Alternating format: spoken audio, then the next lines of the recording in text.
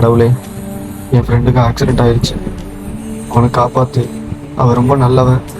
அவனுக்கு ஏதாவது ஆச்சுன்னா கடவுளே இந்த பூமியில கிடையாது. என் உயிரை எடுத்துக்கோ, அவன் உயிரை காப்பாத்து.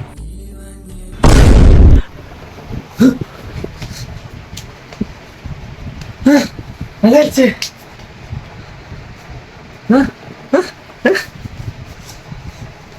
எப்படி நல்லாயிருச்சு மச்சான்.